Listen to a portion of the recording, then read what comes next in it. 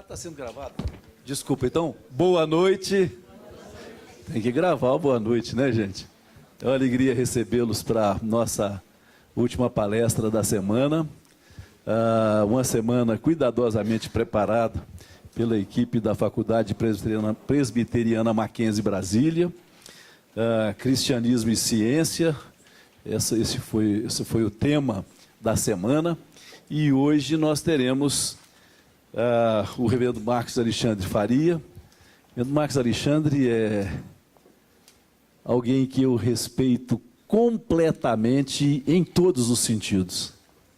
É um erudito, é um jovem pastor que a gente acha ruim só quando está terminando a aula de escola dominical, o culto, a palestra, porque a gente fica pensando, poxa, mas está acabando mesmo, será que ele não pode ficar mais um tempo?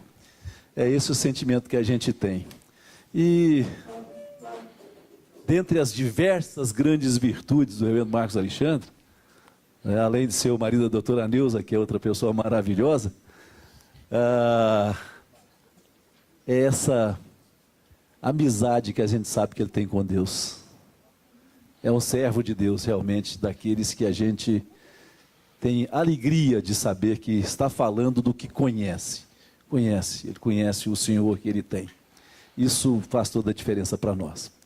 Nós somos muito gratos por ter o Senhor conosco nessa noite, né? O Marcos Alexandre vai falar sobre a ciência descobre Deus. Nós tivemos aqui na segunda-feira, bem-vindos, tudo bem?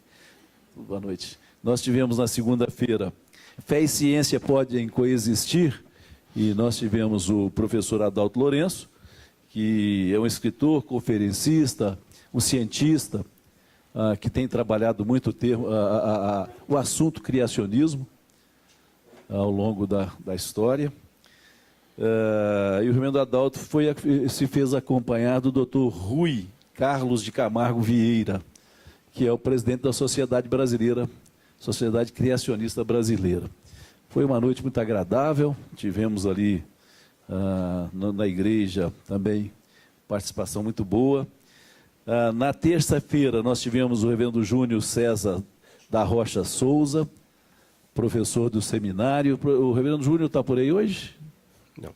Não, né? O reverendo Júnior nos brindou com o assunto Quando a Ciência Rejeitou Deus. Também fiquei impressionado com a qualidade da palestra que nos foi trazida por ele. Que lucidez, que coerência, impressionante. Deus tem nos abençoado muito com os nossos palestrantes. Na quarta-feira nós tivemos o culto em ação de graças pelos 147 anos do Mackenzie, então nós não tivemos a palestra à noite. E na quinta nós tivemos Quando a Fé e a Razão Estão em Crise, trazida pelo Dr. Solano Portela, que é diretor de operações de educação básica do Instituto Presbiteriano Mackenzie. Também muito boa, um assunto muito interessante da forma como ele trouxe. A complementaridade que nós estamos sentindo das palestras nesse dia, nessa semana, realmente tem sido uma experiência muito boa, muito gratificante, né? E hoje nós temos aí hoje, Ciência Descobre Deus com o reverendo Marcos Alexandre. Querido e dileto amigo, muito obrigado por estar conosco. É uma alegria. O senhor. Ok, boa noite a todos, a graça e a paz.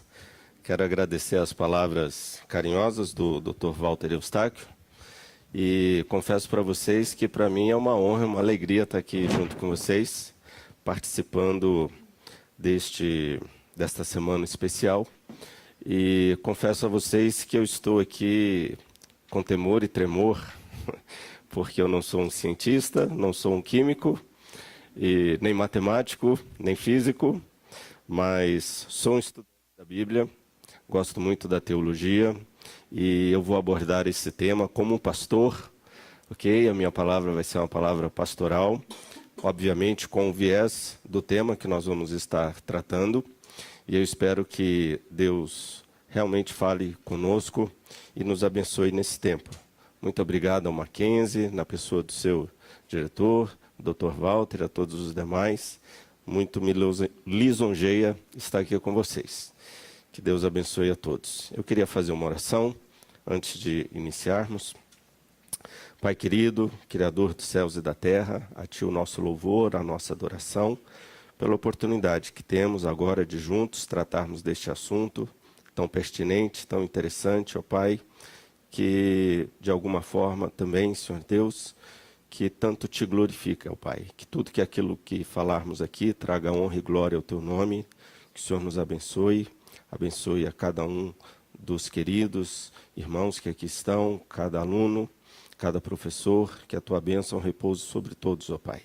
Me dê também a Tua graça, a Tua clareza e a Tua direção. Te oramos assim na Tua inteira dependência, em nome de Jesus. Amém. Queridos, a nossa palestra vai girar em torno da ciência descobre a Deus, mas eu quero tratar do assunto a partir de uma cosmovisão cristã, ok? Eu queria iniciar lendo um texto da Palavra de Deus, uma carta que Paulo escreveu aos Efésios, no capítulo 4, versículo 13 a 15. O apóstolo Paulo nos diz: até que todos cheguemos à unidade da fé e do pleno conhecimento do Filho de Deus, a perfeita varonilidade, à medida da estatura da plenitude de Cristo. Um dos desejos do nosso Criador, o nosso Deus, é que o conheçamos. Deus nos dotou de razão, de mente, de inteligência, para podermos fazer uma leitura correta da sua obra, da sua criação, e Ele tem o desejo de que nós o conhecemos. Tanto é que Ele se revela por meio da natureza, das coisas que Ele criou. Para o quê? Para que não sejamos como meninos agitados de um lado para o outro, levados ao redor por todo vento de doutrina, pelas artimanhas dos homens, pela astúcia com que induzem ao erro. Obviamente temos escolas e escolas, várias linhas acerca do criacionismo, mas uma das coisas que nós queremos é a verdade. Como diz o apóstolo Paulo, seguindo a verdade em amor, cresçamos em tudo, naquele que é a cabeça, Cristo. Então, que Deus nos abençoe nessa nossa caminhada aqui nesta noite. Conversando particularmente com o Dr. Adalto Lourenço, foi o primeiro palestrante aqui desse simpósio, e eu falando com ele sobre a ciência descobre Deus, ele me dizia: Marcos, na verdade, ao longo de toda a história, e ao longo de toda a história da ciência, que vai até 3000 antes de Cristo, 2600 antes de Cristo, a ciência sempre levou Deus em consideração. A ciência nunca escanteou Deus, a não ser com os poucos cientistas e alguns cientistas que não o fizeram. Esse simpósio está baseado na obra do Dr. Ariel Roth. O Dr. Ariel Roth é um zoólogo, um criacionista, nasceu em Genebra, mas depois foi para os Estados Unidos, ele é adventista, e ele também foi ex-diretor do Instituto de Pesquisa de Geociência da Universidade Adventista, ali nos Estados Unidos. Nos seus textos, ele nos diz que nos séculos passados, a ciência ela não era uma filosofia secular. E alguns dos maiores cientistas de todos os tempos, como por exemplo Isaac Newton, eles incluíam Deus nas explanações que eles faziam acerca da natureza. E outros eminentes cientistas também, que ajudaram a estabelecer os fundamentos da ciência, né, moderna, como por exemplo Johann Kepler, Boyle, Galileu, Linneu, Pascal, todos eles criam em Deus e também viam que Deus se manifestava por meio da natureza. E sempre se referiam a Deus nos seus escritos científicos, né? O doutor Ariel, então, nos diz que eles não viam nenhum conflito entre as descobertas que eles faziam e Deus, pois eles criam ser Deus quem estabeleceu as leis e a consistência da natureza, que tornam possível o seu estudo científico, demonstrando que Deus e a boa ciência coexistem. Não estão divorciadas, não precisam andar em lados opostos, mas podem andar de mãos dadas. Um outro cientista cristão, o Dr. Ian Barbour, um teólogo e físico também, de Carleton College, em Minnesota, Ele escreveu um livro muito interessante chamado Quando a Ciência Encontra a Religião. São inimigas estranhas ou são parceiras? Um livro muito interessante, embora Dr. Ian Barbour ele seja um evolucionista teísta. Mas ele nos traz algumas reflexões muito interessantes na sua obra, quando ele fala sobre o encontro da ciência com Deus. Ele nos diz que quando a religião se deparou pela primeira vez com a ciência moderna, no século XVII, que é quando nasce a ciência moderna, o encontro foi amigável. Isso acontece na Europa, a Europa era cristianizada, o berço do protestantismo, a Europa era uma Europa cristã, os seus grandes pensadores eram cristãos, os cientistas europeus eles eram, na sua grande maioria, cristãos, muitos puritanos, né? Ou aqueles que fizeram parte da Royal Society na Inglaterra também. Então ele nos diz que esse encontro foi muito amigável. E ele nos fala que os fundadores da Revolução Científica, na sua maioria, eram cristãos devotos e que diziam estudar em seu trabalho científico o quê? A obra do Criador. E não simplesmente uma criação vinda de uma ameba ou uma combustão espontânea ou algo do tipo, né? Aí ele nos diz que já no século XVIII, muitos cientistas acreditavam em um Deus que havia planejado o universo, mas não mais em um Deus pessoal. É quando começa a vir à tona o racionalismo, a razão começa a sobrepujar a fé, Deus começa de alguma forma a ser uma hipótese desnecessária, né? Então nós já vemos aí um enfoque um pouco mais diferente, né? Um Deus que de alguma forma não estava mais ativamente envolvido no mundo e na vida humana, simplesmente tinha criado o mundo e deixado o mundo seguir com as suas próprias leis. No século XIX, alguns cientistas se tornaram ainda mais hostis à religião. Embora, por exemplo, o próprio Darwin alegasse que o processo de evolução, mas não os detalhes de cada espécie, haviam sido planejados por Deus. Dr. Darwin era um evolucionista, mas antes de se tornar o famoso evolucionista, Darwin era um crente de família cristã. Darwin foi batizado na igreja. O pai dele queria que ele fosse um sacerdote anglicano e ele se preparou para ser um sacerdote anglicano. Darwin batizou todos os filhos de Darwin foram batizados na igreja e ele se casou com uma mulher muito crente, muito cristã, que a partir da sua debandada para o evolucionismo, ela ficou extremamente abalada e questionando a fé dele. E com a morte do seu pai, a fé de Darwin ficou muito abalada. Darwin ficou extremamente questionando o Deus de amor, o Deus de poder, diante da morte do seu pai, que ele tanto amava. E a crise se agudizou com a morte da sua filhinha. E aí, quando a sua filha morreu, aí é que a sua fé realmente começou a ruir e a se desmoronar. Mas é interessante que aí ele faz a primeira viagem com o Beagle, e na volta dessa primeira viagem com o navio Beagle, ele vai para um presbitério, né? Ele se refugia num presbitério. Mas é aí que ele começa, então, a questionar a sua fé, e começa as suas pesquisas científicas, e começa a questionar Deus, e alguns, então, dizem que ele se torna um ateu. Mas Darwin nunca falou contra a igreja. Darwin nunca falou contra Deus, isso é impressionante. Darwin ainda, no fundo, mantinha os seus princípios cristãos que ele aprendeu em tenra idade. Para o pasmo de todos nós, vocês sabem aonde Darwin foi enterrado? Darwin foi enterrado na capela de Westminster.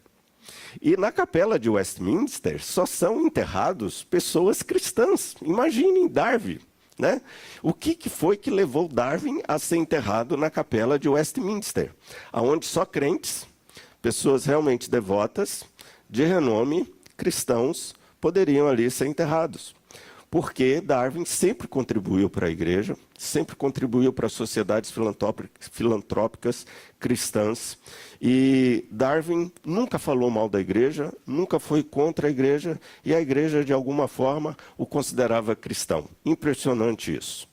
Um grande biógrafo de Darwin, ele nos fala que no leito de morte, Darwin volta ao cristianismo, ele volta à sua fé. É interessante ler a biografia de Darwin, né? Embora ele tenha causado um estrago muito grande aí em relação ao criacionismo, e as suas ideias têm sido contestadas, eu não vou fazer isso aqui, vocês já ouviram isso durante a semana. Dr. Ian Barbour, então, nos diz que no século XX, a interação da religião com a ciência, ela adotou várias formas, né?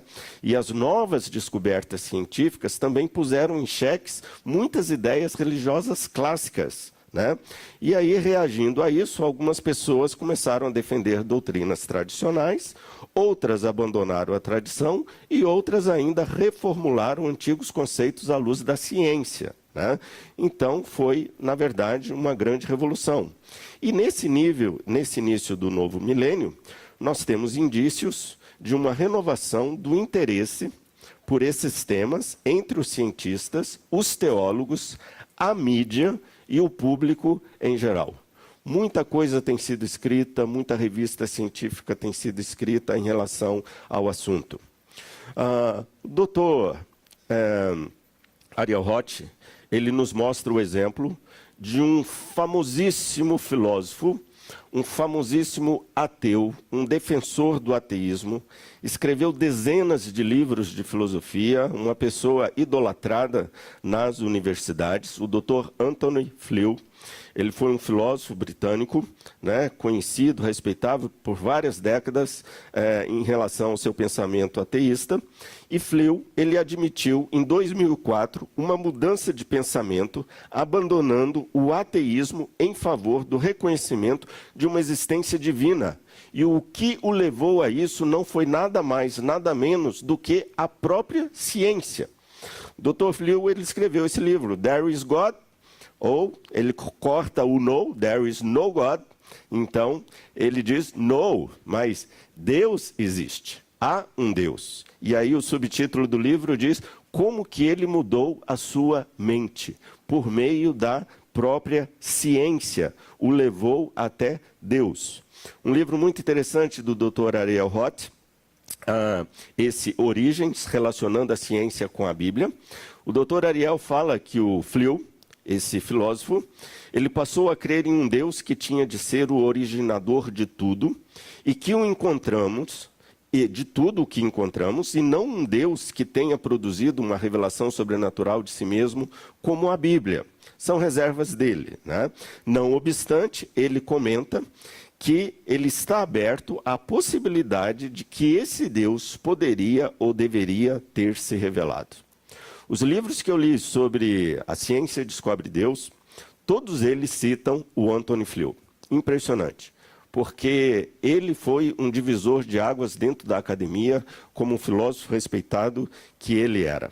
Ele escreveu quase 2 dúzias de livros sobre filosofia, e ele tem sido considerado como o mais influente filósofo ateísta em todo o mundo. Então, por que razão, o Dr. Ariel Roth pergunta, por que razão esse tão famoso e proeminente pensador teria mudado e declarado que Deus tem de existir? A resposta é simples, por causa dos dados científicos. Ou seja, a ciência que hoje rejeita Deus como explicação para a natureza, ao mesmo tempo está provendo abundantes dados em favor da sua existência. Interessante isso. E aí, o Dr. Anthony Flew, olha o que ele diz, palavras dele. Penso que os argumentos mais impressionantes a favor da existência de Deus são os que se apoiam nas recentes descobertas científicas. Parece-me hoje que as descobertas de mais de 50 anos de pesquisa sobre o DNA proporcionaram material para um novo argumento extremamente poderoso em favor do desígnio, que vocês já devem ter ouvido aqui durante a semana, né?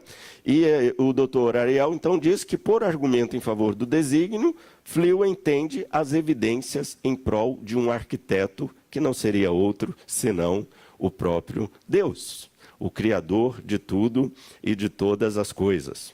Como o Flio, ele toca na questão do DNA, que é uma revolução impressionante, e poderíamos gastar aqui um bom tempo falando sobre isso, mas o tempo é curto e o assunto é extremamente vasto.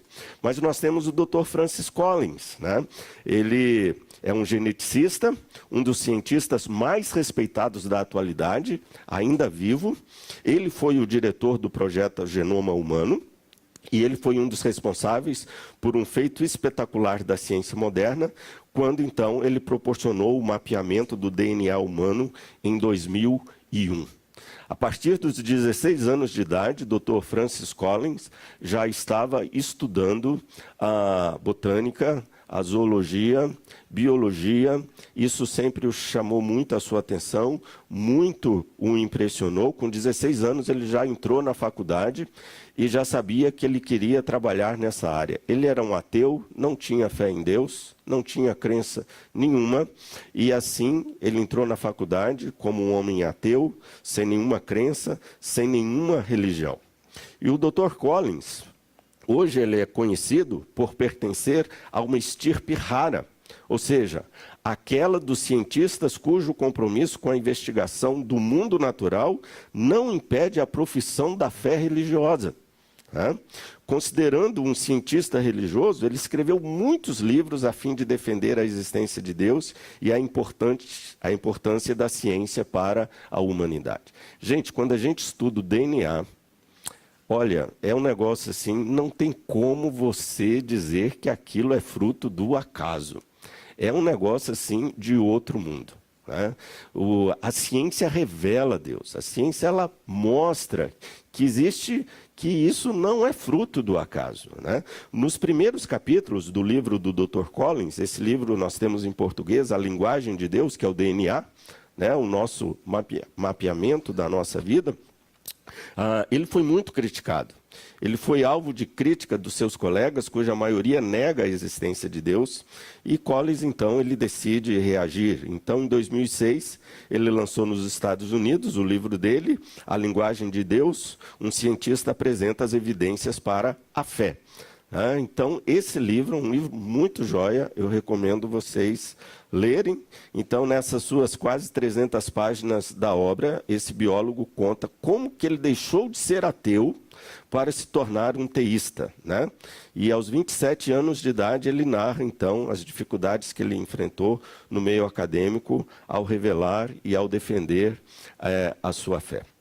A minha esposa ela é médica, é endocrinologista, e ela sempre me diz, Marcos, quando a gente estuda o corpo humano, principalmente o olho, não tem como você acreditar que isso é fruto do acaso.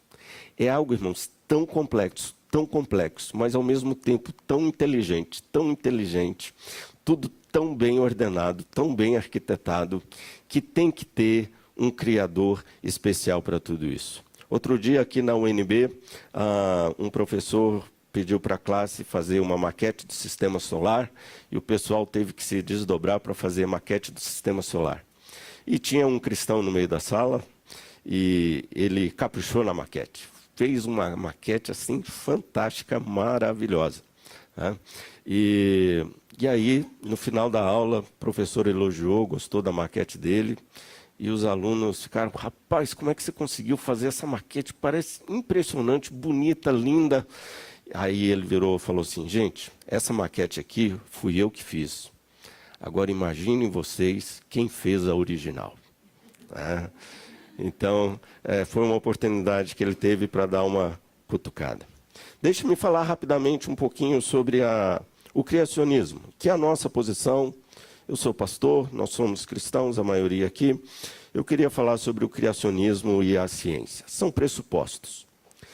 Ninguém vê e enxerga a realidade sem pressupostos. Nós vamos falar um pouco sobre isso. E o nosso pressuposto é que Deus criou o universo.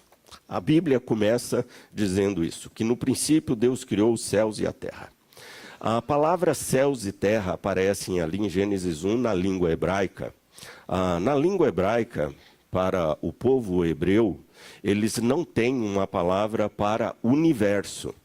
Então, quando o hebreu ele quer se referir ao universo, ele usa a expressão céus e terra. Então aqui é como se ele estivesse dizendo que no princípio, nesse princípio, quem criou o universo foi o próprio Deus.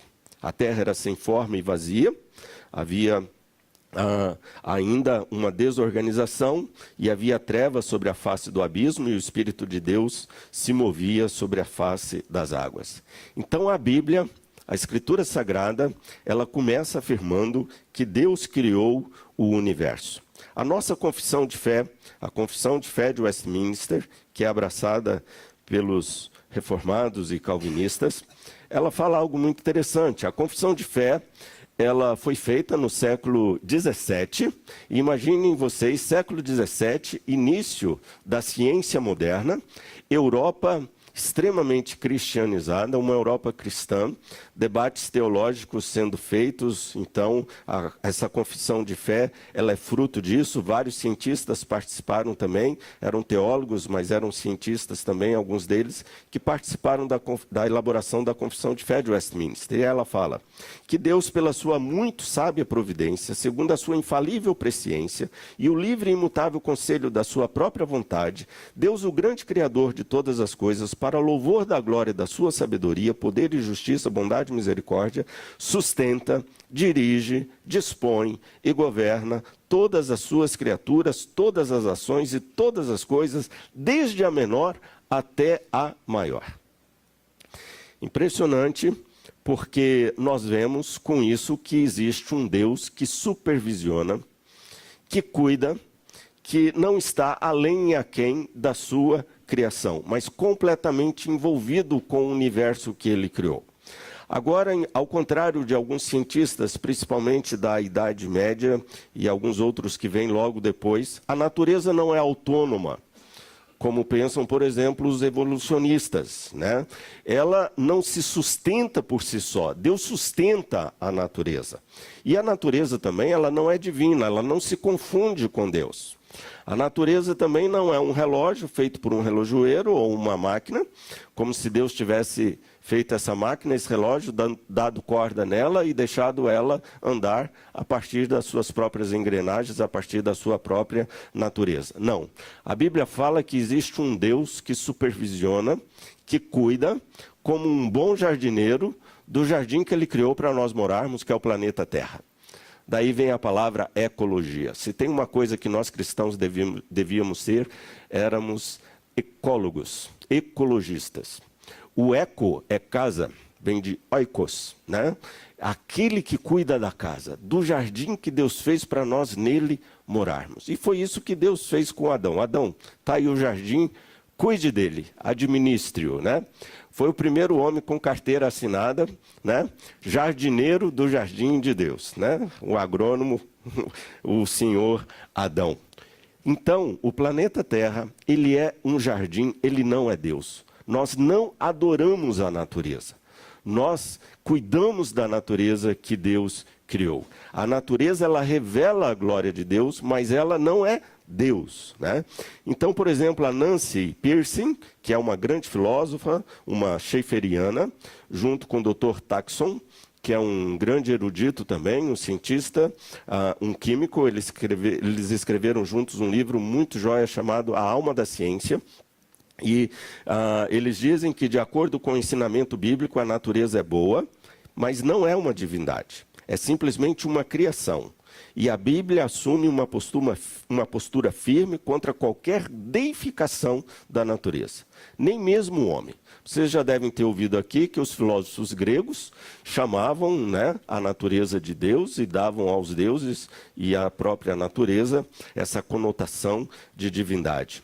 Copérnico, que viveu aí a final do século XV, século XVI, Copérnico, que foi um grande cientista também, revolucionou a ciência, ele nos diz que o universo havia sido feito para nós por um Deus supremamente ordeiro e bom. Tudo que Deus fez é bom, nos diz Gênesis, né? O Dr. Loren Astley, um grande estudioso e cientista, ele é antropólogo, um escritor científico, presidente do Instituto Americano de Paleontologia, ele nos diz que a ciência nasceu de um ato inteiramente baseado na fé na fé em que o universo possuía uma ordem e que esta ordem podia ser interpretada por mentes racionais. O universo manifesta a glória de Deus. Nós temos alguns textos nas Escrituras, textos belíssimos que falam sobre isso. Como pastor, eu não posso deixar de citar a Bíblia aqui também. A Bíblia dialoga com a ciência e hoje a ciência dialoga com a Bíblia. Coisa maravilhosa. O Salmo 146 nos diz: bem-aventurado aquele que tem o Deus de Jacó por seu auxílio, cuja esperança está no Senhor seu Deus, que o quê? Fez os céus e a terra, o mar e tudo que neles há, e mantém. Deus intervém na história. Não é o deísmo, Deus criou o mundo, largou o mundo, está distante do mundo, ele não intervém. Não, ele intervém, ele mantém esse mundo que ele criou para sempre a sua fidelidade. O Salmo 147 também nos diz que Deus conta o número das estrelas, chamando-as todas pelo seu nome. Que coisa interessante. Às vezes a gente pode achar que essa é uma grande hipérbole, mas é uma grande realidade. Deus criou as estrelas. Os cientistas, os físicos dizem, inclusive Carl Sagan, no seu livro Bilhões e Bilhões, um livro muito interessante, apesar de ter sido escrito por alguém que não acreditava em Deus, mas ele dizia que existia uma mente muito inteligente por detrás de toda essa criação. Carl Sagan ficava encantado e ele dizia: se você quer chamar isso de Deus, que chame de Deus. A mesma coisa diz Stephen Hawking, nos seus livros ele fala a mesma coisa. Mas eles dizem, os físicos dizem, que o número das estrelas é maior do que os grãos de areia de nossas praias.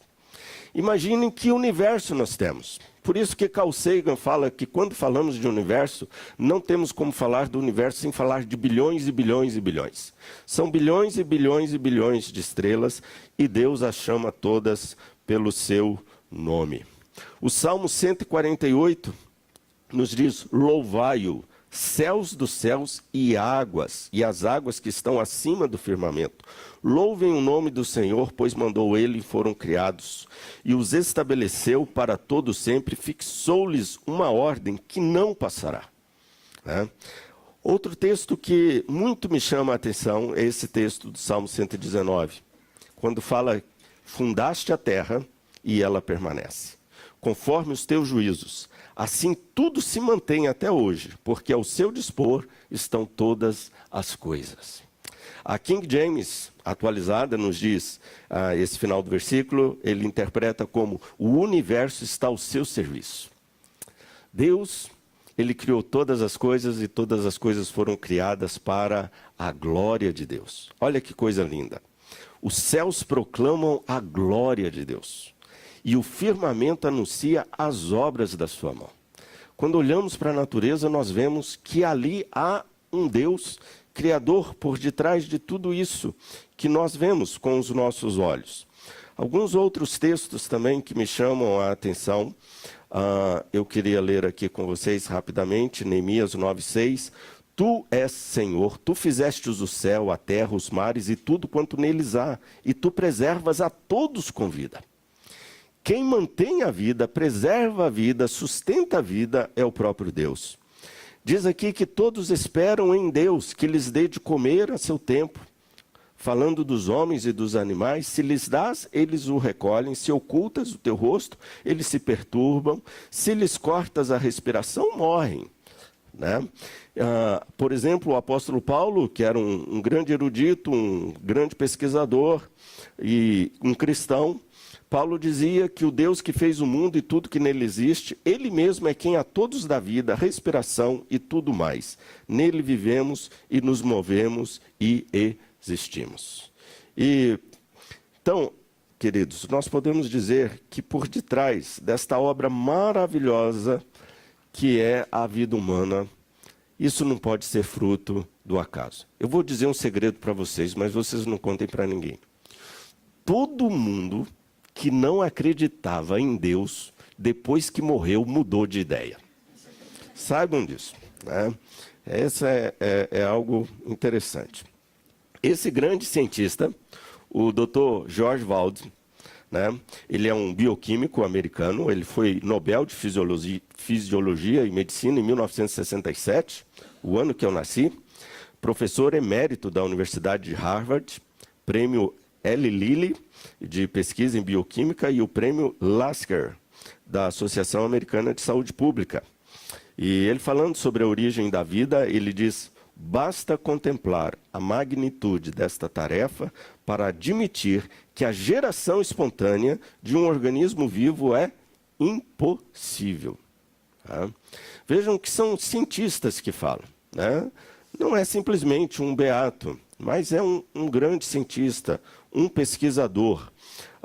O salmista, ele falando sobre a questão da nossa vida, no Salmo 139, ele diz: os teus olhos me viram a substância ainda informe, e no teu livro foram escritos todos os meus dias, cada um deles escrito e determinado, quando nenhum deles ainda havia.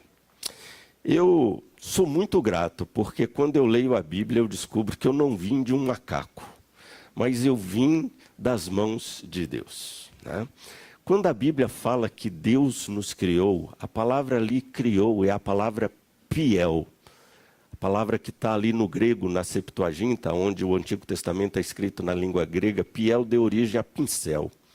A ideia é que quando Deus estava criando todas as coisas, Ele estava criando todas as coisas como um artista. Como alguém que estava com um pincel na mão desenhando um quadro muito bonito. Essa é a ideia de Gênesis, quando fala de Deus criando todas as coisas. Uma obra de arte, né? Nós somos uma obra de arte de Deus. É verdade. Os judeus, os rabinos dizem que quando Deus criou todas as coisas, Ele viu que tudo era bom. O mundo que Deus criou era bom. O mundo é matéria. Esse mundo material é bom. Enquanto que os filósofos gregos diziam que o mundo era mau porque era matéria, a Bíblia diz que não, que o mundo é bom, que ele foi criado por Deus. E então, os judeus dizem que tudo que Deus criou foi muito bom. Quando Deus criou o homem, isso foi muito bom. Mas os judeus dizem que quando Ele criou a mulher, aí Ele estava querendo se aparecer. A obra de arte de Deus. Mas quando a gente lê, por exemplo, o Efésios capítulo 2, Paulo fala que nós somos feituras de Deus. E a palavra ali, feitura, no original grego, sabe o que é? Poema. Nós somos um poema de Deus, imaginem vocês. Que coisa linda e bela a Escritura nos mostra. Aí você vai para Romanos 9, fala que nós somos como um vaso nas mãos de um oleiro.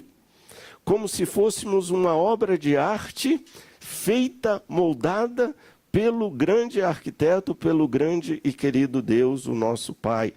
Né? Agora, veja bem, em relação à origem da vida. Né?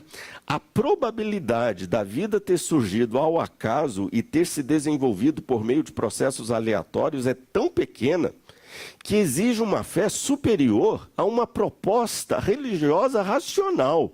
Gente, eu confesso para vocês, você precisa ter muito mais fé para você acreditar que você veio do macaco do que você ter fé para acreditar no relato simples da Bíblia, que fala que Deus criou todas as coisas. A vida, ela está baseada em uma linguagem estrutural codificada, perfeitamente compatível com os padrões de uma origem inteligente e propositada. Isso, irmãos, é algo tão antigo quanto a própria história do mundo e do homem. Eu achei um texto muito interessante de um faraó, o Amenemope, né? Ele foi faraó, foi o quarto faraó da 21ª dinastia, governou o Egito durante o terceiro período intermediário entre 993 e 984, ou seja, 1000 anos antes de Cristo. E olha o que ele diz: não rias de um cego, nem ridicularizes um anão, nem ofendas um doente. O homem é argila e palha, o Deus é o seu arquiteto. Outras civilizações, outros povos tinham a ideia de que Deus era o Criador. E aqui ele faz uma diferença interessante, ele faz uma diferença entre o Criador e a criatura. E ele mostra aqui a fragilidade da criatura, enquanto criatura de Deus, ele é argila e ele é palha. E ele foi feito por Deus, o seu arquiteto. O grande cientista, um dos pais da ciência moderna, da nossa ciência dos dias de hoje, Johannes Kepler, do século XVII, Kepler dizia: o mundo da natureza, o mundo do homem, o mundo de Deus, todos eles se encaixam. Não estão divorciados.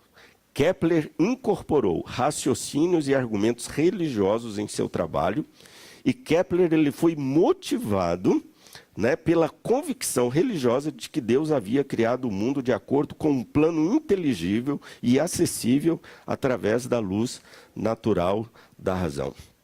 A doutora Nancy Pearson e o Dr. Taxon, no livro dele, A Alma da Ciência, diz que Kepler encheu seus cadernos de anotações científicas com orações, louvores e reflexões teológicas. O pai da ciência moderna era um cristão devoto. Era um homem de Deus. Esse astrônomo e matemático alemão, que é considerado a figura-chave da revolução científica do século XVII, e nós hoje colhemos frutos até hoje das suas descobertas. A Bíblia nos diz lá em Hebreus 11:3, algo muito interessante. Pela fé entendemos que o universo foi formado pela palavra de Deus, de maneira que o visível veio a existir das coisas que não aparecem. Observem o texto. Pela fé entendemos que o universo foi formado pela palavra de Deus. A fé aqui precede a compreensão. Interessante isso. Quando a gente chega na Renascença e no Iluminismo, você precisa compreender para poder crer.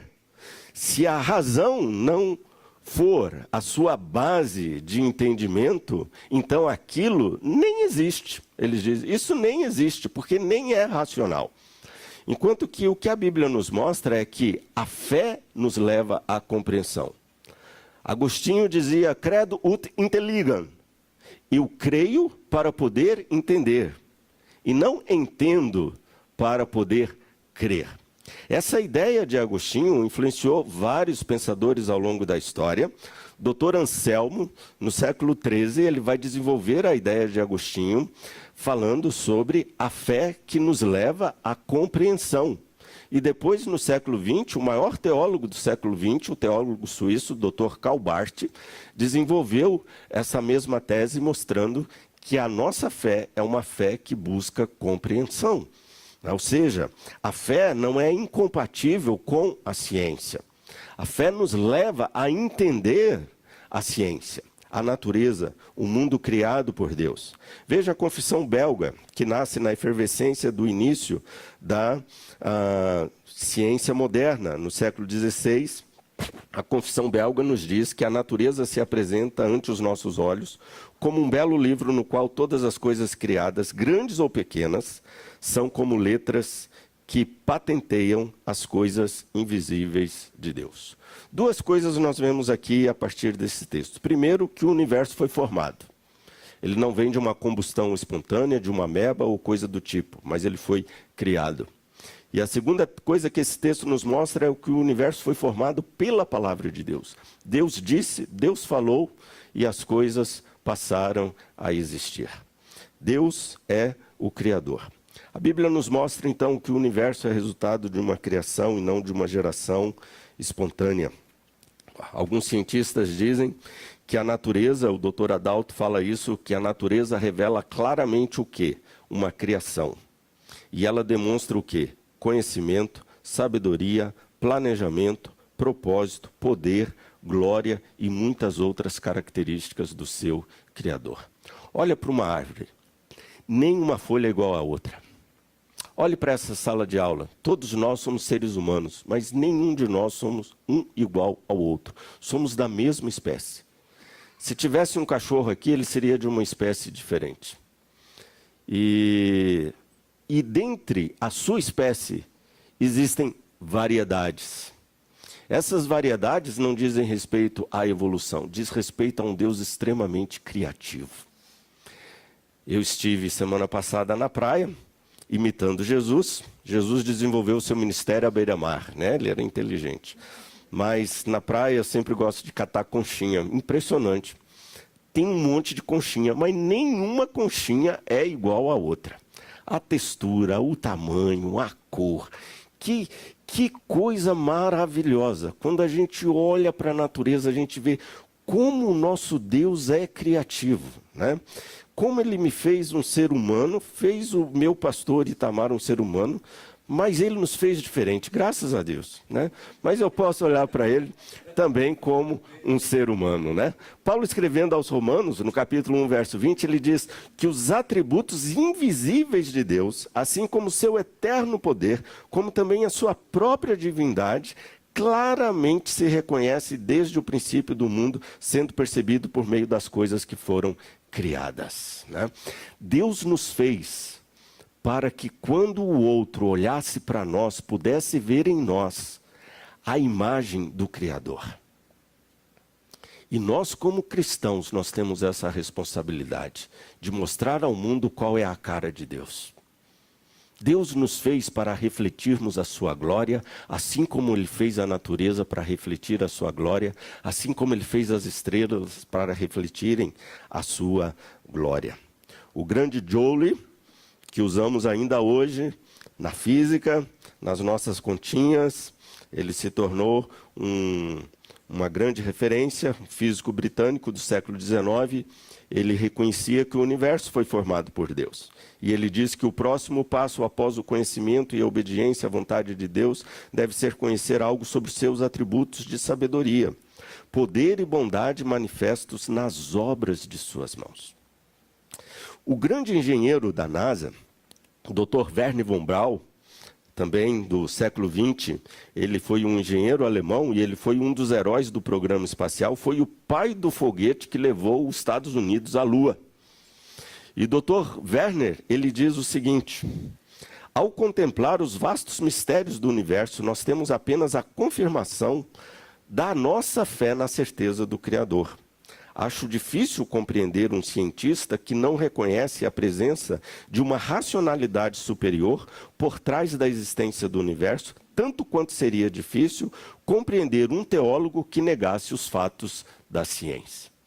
São palavras de um cientista. E pasmem, só alguns criacionistas, alguns, Francis Bacon, Galileu Galilei, Johannes Kepler, Blaise Pascal, Robert Boyle, Sir Isaac Newton, Carolus Linnaeus, Leonard Euler, William Herschel, James Parkinson, Jedediah Morse, John Dalton, Michael Faraday, Joseph Henry, Richard Owen, James Joule, George Stock, Gregor Mendel, Louis Pasteur, o grande revolucionário. Olha, a vida vem da vida.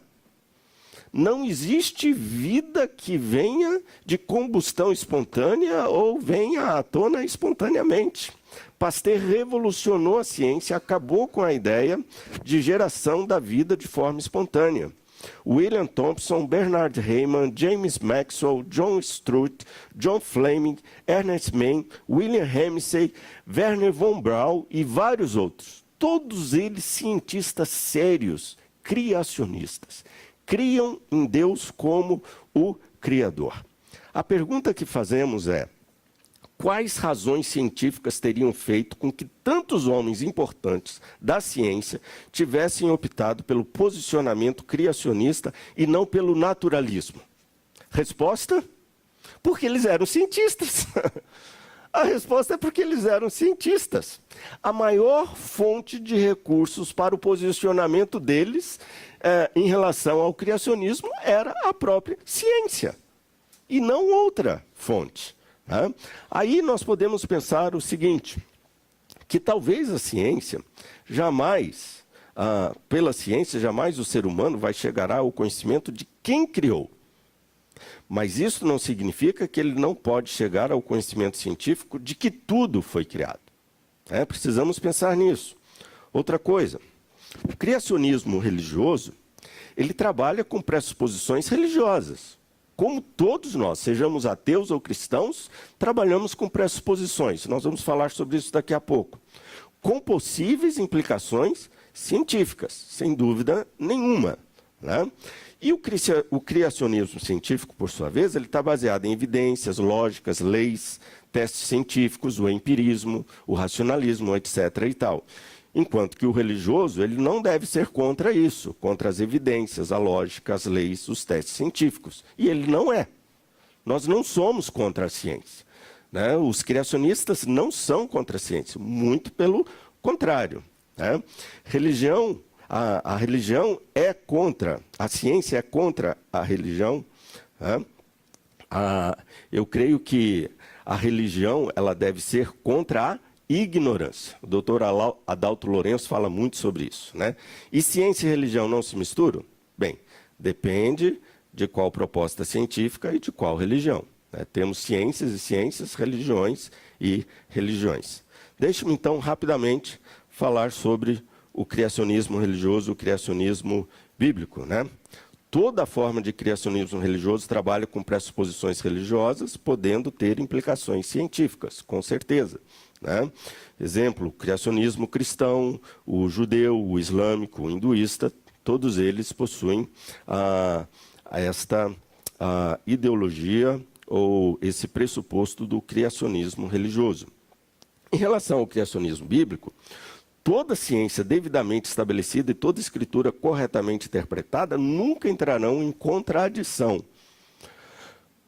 Eu tinha um professor que dizia o seguinte para mim: a Bíblia não foi escrita para ser um livro de prova científica, mas a Bíblia resiste a toda e qualquer prova científica.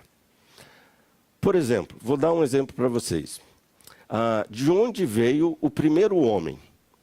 Toda descoberta científica aponta para aquela região da África, para o norte da África, aquela região ali. Toda descoberta científica, pelos paleontólogos, evolucionistas, etc., eles falam que o primeiro homem veio daquela região.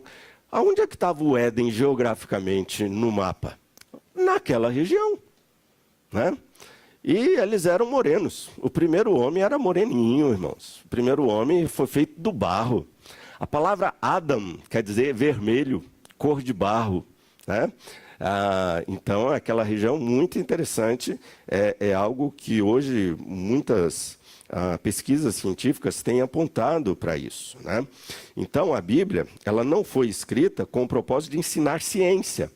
Como dizia o Agostinho, Santo Agostinho dizia, olha, a Bíblia não foi escrita para formar cientistas, e sim cristãos, né? Mas ela não pode estar cientificamente incorreta em nenhuma de suas afirmações científicas, né? Suas afirmações científicas são testáveis e compatíveis com as descobertas científicas. Eu vou mostrar alguns exemplos para vocês, mas deixe-me dar um exemplo para vocês dentro da minha área, como teólogo, como pastor e professor de teologia. Em meados do século XX, foram descobertos os manuscritos do Mar Morto. Praticamente todos os livros da Bíblia estavam ali naquelas cavernas de Qumran, ali pertinho do Mar Morto, foram descobertos esses manuscritos. E quando esses manuscritos foram descobertos, os cientistas da época disseram, nós vamos reescrever a Bíblia e vamos reescrever a história de Jesus. Porque então aqueles manuscritos datavam até do século II a.C. E a Bíblia que a gente tinha até então, ela estava baseada em cópias que datavam do século XI da nossa era. Imaginem vocês. Então, cópias do século XI, agora elas vão ser comparadas com cópias do século II a.C. E os cientistas falaram, vamos reescrever a Bíblia. Porque agora descobrimos textos antigos da Bíblia, né? Que até então o único que a gente tinha era do século XI da nossa era. E aí começaram a cotejar os manuscritos do Mar Morto com o texto que nós tínhamos. O que aconteceu? Não reescreveram nada, porque o texto era o mesmo. O texto era o mesmo. É interessante que agora, recentemente, a Bíblia é um livro maravilhoso. Eu estou fazendo uma digressão aqui, espero dar tempo aqui na minha aula, tem algumas coisas aqui para falar. Aí o Dr. Richard Dawkins, esse evolucionista que tem batido nos cristãos, ele estava dando uma palestra e falando que os cristãos eram gentezinha, pessoazinhas, pessoas iletradas, etc. e tal, que acreditavam na Bíblia, e essas pessoas que eram isso, que acreditavam na Bíblia, não sabiam nem mesmo o nome dos livros da Bíblia na qual a sua fé estava baseada, né? Ridicularizando os cristãos. E no meio da plateia estava ali um padre. Isso foi recentemente, está na internet, vocês podem procurar depois. Aí esse padre falou: Dr. Dawkins, você está falando que a nossa fé está baseada num livro que muitos cristãos não sabem nem o nome dos livros que compõem a própria Bíblia, na qual a fé deles está baseada. Mas eu vou fazer uma pergunta para o senhor. O senhor também tem um livro que o senhor gosta muito, não tem? Sim, eu tenho. E o livro que o senhor gosta muito é A Origem das Espécies, do Charles Darwin, não é? Aí ele falou: exatamente. Então, Dr. Dawkins, me diga qual é o nome completo do livro que o senhor tanto ama.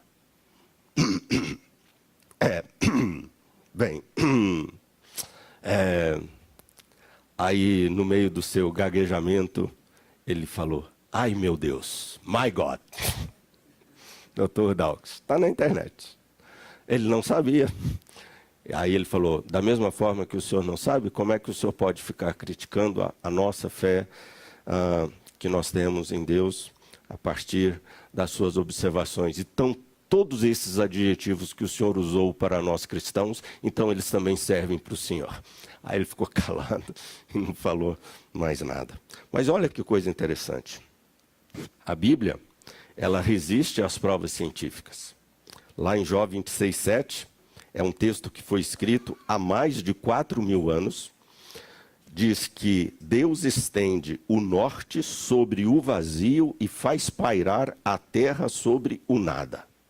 A física, o Hubble e os telescópios nos mostram hoje que ao norte não existe nada. Hoje, os telescópios nos mostram isso. O Dr. Isaac Newton, o físico inglês, ele falou que a Terra paira sobre o nada. E depois, na década de 60, os telescópios mostraram a verdade nua e crua, que a Terra paira sobre o nada. Está lá na Bíblia. Um texto escrito há 4.000 anos. Eclesiastes, um texto escrito há 3.000 anos. Diz: sei que tudo quanto Deus faz durará eternamente, nada se lhe pode acrescentar e nada lhe tirar. E isso faz Deus para que os homens temam diante dele. Aí vem o Lavoisier, há 200 anos, o pai da química moderna, e diz: na natureza nada se perde, nada se cria, tudo se transforma. Está lá na Bíblia. Tá? É impressionante isso. Por exemplo, o texto que nós lemos com vocês, o texto de Hebreus, que fala que o universo foi formado pela palavra de Deus, de maneira que o visível veio existir das coisas que não aparecem, que não vemos, que não enxergamos, né?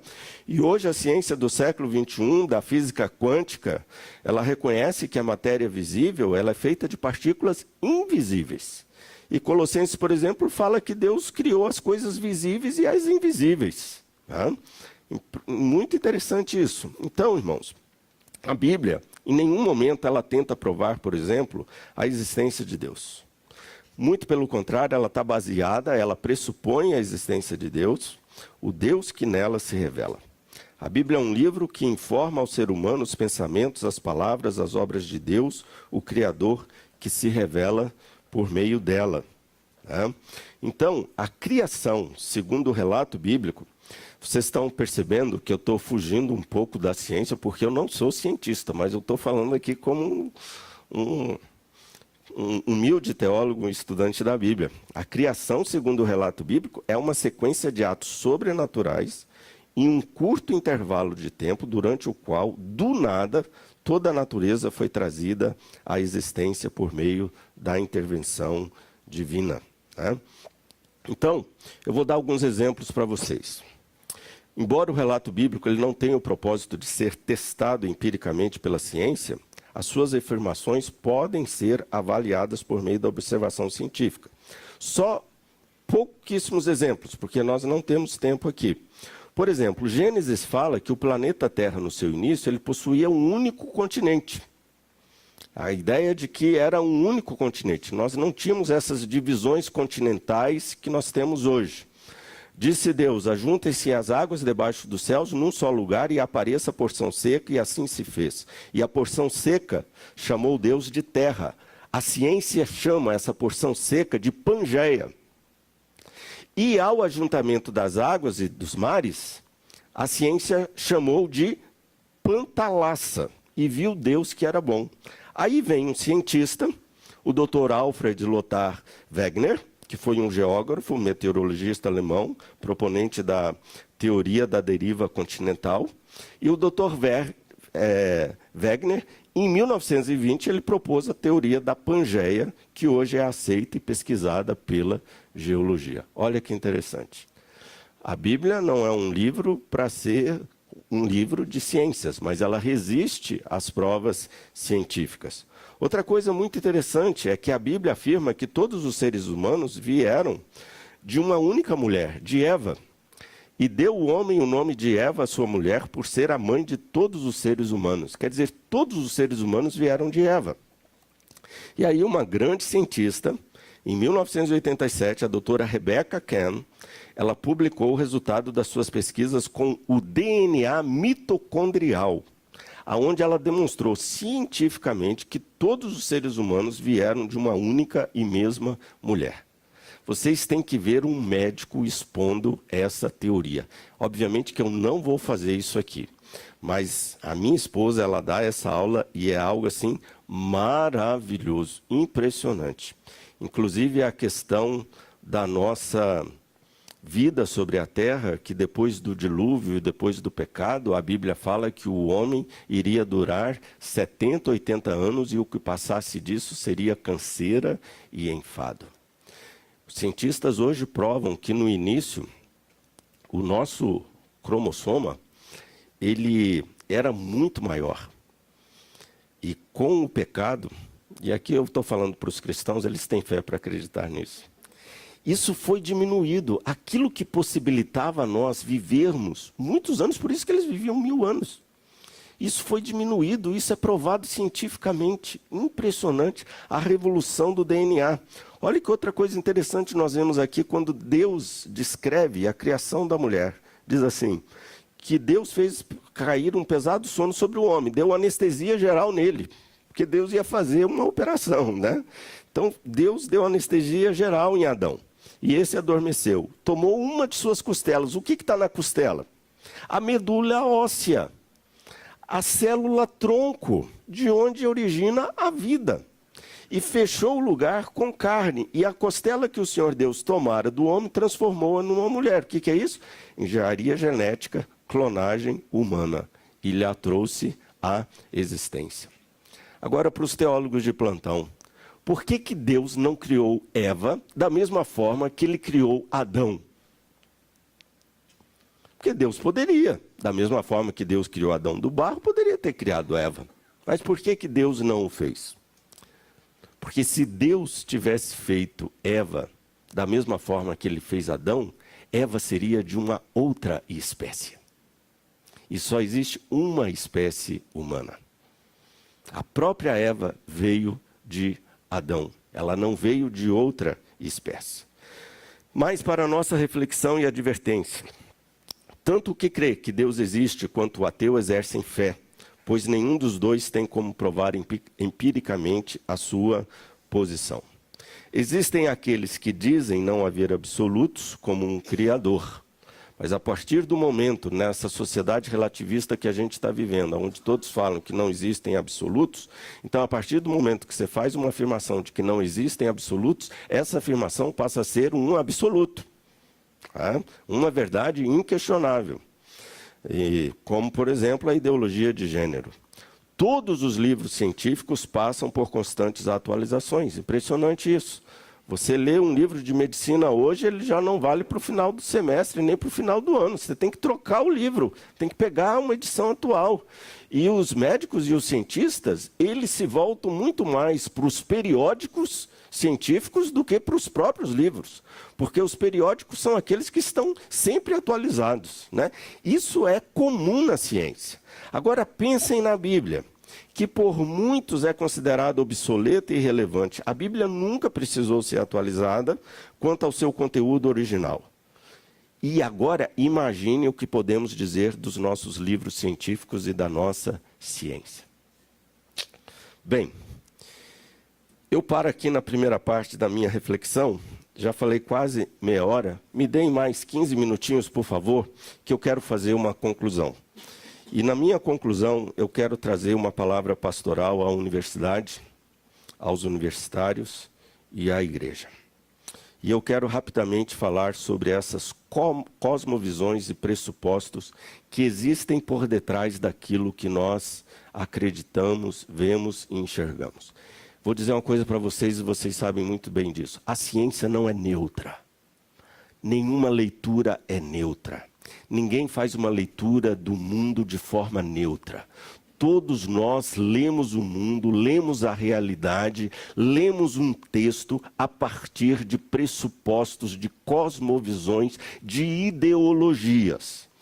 Então, por exemplo, a origem dessas cosmovisões, como por exemplo o naturalismo, o evolucionista, o criacionismo, não são cosmovisões modernas.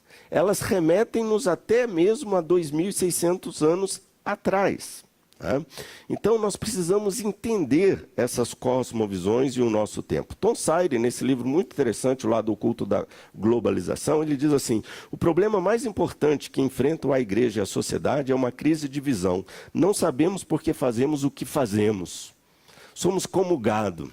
Para onde o povo está indo, eu estou indo atrás. Deixa a vida me levar, a vida leva eu. É a filosofia do Zeca Pagodinho. As pessoas perdem o senso crítico, a capacidade de pensar, de meditar e de raciocinar, e acabam sem saber por que estão fazendo o que estamos fazendo. O que é uma cosmovisão? São pressupostos. Todos nós temos a nossa cosmovisão, temos os nossos pressupostos, temos as nossas ideologias que ditam a forma de nós vivermos, estarmos no mundo e enxergarmos o mundo e a nós mesmos. São pressupostos teológicos, bíblicos, filosóficos, sociológicos, de gênero, que acabam por influenciar a forma como nós interpretamos e pensamos o mundo e a existência. Então, entre eu e qualquer outra doutrina, seja ela qual for, uma doutrina de gênero, a doutrina do capitalismo, a doutrina do socialismo, a doutrina do neoliberalismo, entre essa doutrina e eu existe uma ideologia. Ninguém é neutro naquilo que pensa e naquilo que enxerga, A ciência não é neutra.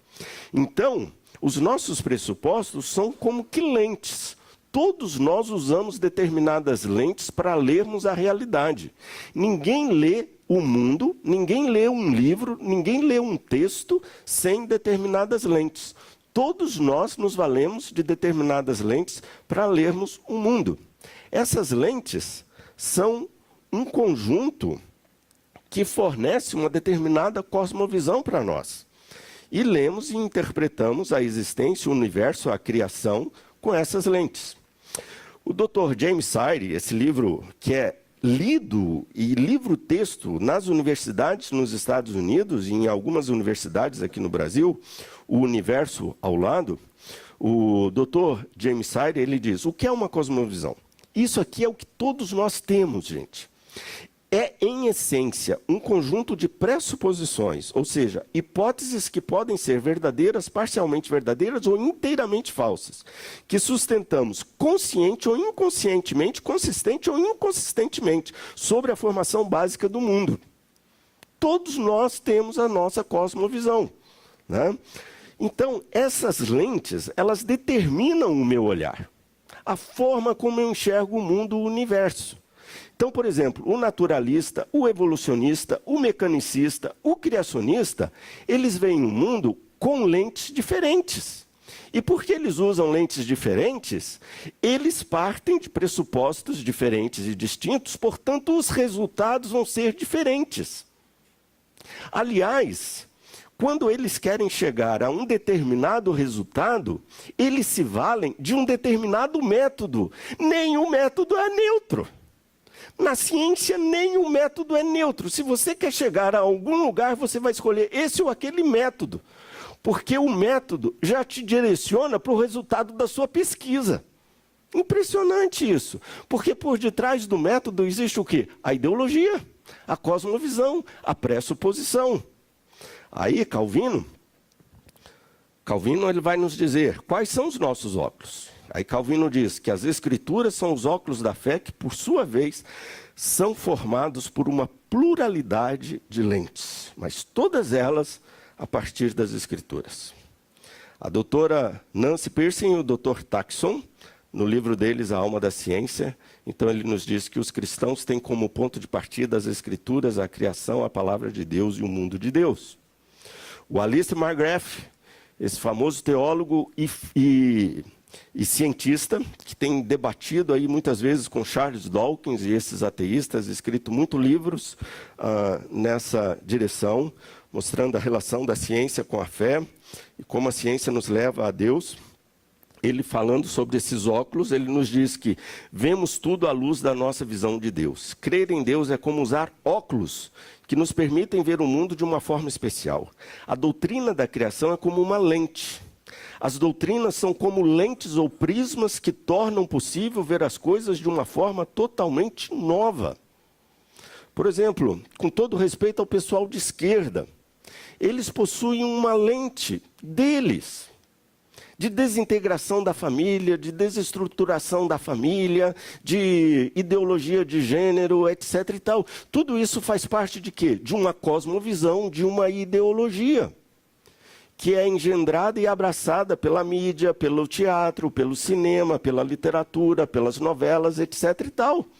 As nossas novelas não são neutras, os nossos telejornais não são neutros. As notícias que nós recebemos do Donald Trump são todas truncadas. Leiam os jornais dos Estados Unidos, vocês vão ver que aquilo que os jornais dos Estados Unidos falam não é aquilo que a imprensa do Brasil fala sobre Donald Trump. É impressionante isso, porque existe uma ideologia por detrás da imprensa. A revista Veja fala uma coisa, a revista Época fala outra. Por quê? Ideologias distintas. Elas vão nos dar notícias distintas, né? Então, o Mark Graff fala que as doutrinas, elas são essas lentes ou prismas, né? Que tornam possível ver as coisas de uma forma totalmente nova. E a gente precisa olhar o mundo através de uma estrutura doutrinária. Bem, eu vou tentar ir até 8h30, rapidinho. Vou correr aqui agora, tá? Me aguentem aí. Figuras-chave da história da ciência trabalham dentro de uma cosmovisão cristã. A ciência que eles produziram foi inspirada e motivada pelas suas convicções cristãs, a revolução científica. Leiam Thomas Kuhn, né? Sobre a revolução científica. Thomas Kuhn vai falar sobre isso. A Nancy e o Taxon, eles dizem que não podemos entender de fato figuras como Newton, Descartes, Cuvier, sem investigar as ideias religiosas e filosóficas que impulsionaram os seus trabalhos científicos, né? E, por exemplo, o Dr. Loren Eiseley, que já citei para vocês, esse antropólogo, olha o que ele diz. Foi o mundo cristão que, por fim, deu à luz de maneira clara e sistematizada ao método experimental da ciência propriamente dita. E a Nancy e o Taxon diz que a fé cristã inspirou as várias formas do nascimento da ciência moderna e o cristianismo forneceu tanto os pressupostos intelectuais quanto a sanção moral para o desenvolvimento da ciência moderna. E ela ainda diz que os cientistas e historiadores como Alfred North Whitehead, o grande matemático, o grande proponente da filosofia do organismo, que tem ditado muitas regras para a ciência da atualidade, grande amigo de Bertrand Russell, esse grande matemático, junto com esse grande filósofo, o Michael B. Foster, convenceram-se de que, longe de ser um impedimento para o progresso da ciência, o cristianismo, na verdade, o incentivou. Que a cultura cristã dentro da qual a ciência surgiu não foi uma ameaça, mas sim exerceu a função de facilitadora. Então eu termino aqui com a cosmovisão cristã e a minha palavra à universidade, aos universitários e à igreja, mostrando a sua importância acadêmica. Dr. James White, PhD em divindade, ele nos diz que no fundo da cosmovisão dos autores bíblicos e igualmente no interior da mente dos primeiros pais da igreja, havia um entendimento de que a plenitude do ser humano significa pensar. Pensar. Dr. William Craig, no livro dele Apologética para Questões Difíceis da Vida, Ele diz que quase todos os estudantes que entram na universidade acreditam ou dizem acreditar que a verdade é relativa e que a verdade se tornou irrelevante. E William Craig, ele diz que a instituição mais importante na construção da sociedade ocidental é a universidade. E é na universidade que os nossos futuros líderes políticos, jornalistas, advogados, professores, cientistas, executivos e artistas são formados. A cosmovisão que eles absorvem na universidade será aquela que vai moldar a cultura deles. Vejam a importância da universidade. E o William Craig diz que a igreja tem um papel vital em formar estudiosos cristãos, cientistas cristãos, que ajudarão a criar um lugar para ideias cristãs na universidade. Precisamos de cientistas, de estudantes na UNB, no Mackenzie, com uma cosmovisão cristã, como o Mackenzie tem abraçado uma cosmovisão cristã. E ele nos diz que o cristão, em geral, ele não percebe que há uma guerra intelectual acontecendo nas universidades. John Gresham Machen foi teólogo de Princeton, depois cindiu com Princeton, fundou Westminster. Ele disse que a igreja, se ela perder a batalha intelectual em uma geração, a evangelização se tornará infinitamente mais difícil na geração seguinte. Por quê? Falsas ideias são o maior obstáculo à recepção do evangelho. E aí o James White diz, citando Winston Churchill, no seu discurso na Universidade de Harvard em 43, os impérios do futuro serão os impérios da mente. Os poderes do novo mundo são as ideologias. Ideologias. O John Stott, grande teólogo, todos nós o conhecemos muito bem, no seu livro Your Mind Matters, Sua Mente Tem Importância, ele falando sobre a evangelização do mundo, ele diz, não é uma vitória pela força das armas, esta é uma batalha das ideias. O grande filósofo e pensador Ernest Gellner, no seu livro Pós-Modernismo, Razão e Religião, falando sobre essa ridícula relativização das coisas, ele diz que nesse livro, as coisas devem ser verdadeiras antes que possam pretender outros méritos significativos. Sem verdade, tudo ou mais não tem valor. Você viajaria num avião cujo piloto fosse um relativista? Ah, tanto faz apertar esse botão ou esse aqui. Você viajaria, você confiaria a construção do prédio onde você moraria a um engenheiro relativista? Não. Para construir meu prédio tem que ser alguém que acredita nos valores absolutos da matemática e da física. Eu quero viajar com um piloto que não é relativista, mas que acredita nos valores absolutos da física para que o avião não caia. Nós somos inconsistentes, irmãos. Nós somos extremamente inconsistentes em relação a isso. Então, o Felipe Fernandes Armesto, ele escreveu um livro fantástico sobre o livro chama-se A Verdade. Ele é o catedrático da cadeira de História em Oxford, e ele nos diz que quando as pessoas cessam de acreditar em alguma coisa, elas não passam a acreditar em nada, mas a acreditar em qualquer coisa. Essa é a grande verdade, né? E ele diz ainda que toda tentativa de ser melhor, toda tentativa de construir relações felizes em sociedades prósperas, começa com duas questões. Como posso distinguir o certo do errado? E como posso distinguir entre o verdadeiro e o falso? É isso. E ele então diz, creio de fato que é impossível ser humano sem ter um conceito de verdade. E essa é uma grande verdade. O James White, ele então nos diz o seguinte, sem uma mentalidade cristã, seremos levados cativos pelas miríades de visões do mundo que lutam pela nossa atenção, ou falharemos em fazer ouvir e considerar a voz cristã acima de todo ruído. De qualquer forma, ou começamos a pensar, ou perdemos a batalha. E a coisa começa aqui, na universidade, aonde estão os pensadores. O Dr. Viktor Frankl, esse grande psicanalista, ele escreveu esse livro que vendeu milhões. Leiam esse livro, muito bom, O Homem em Busca de um Sentido. Ele foi preso em Auschwitz, em Dachau, na Segunda Guerra Mundial, um judeu, professor de neurologia e psiquiatria. Olha o que ele diz.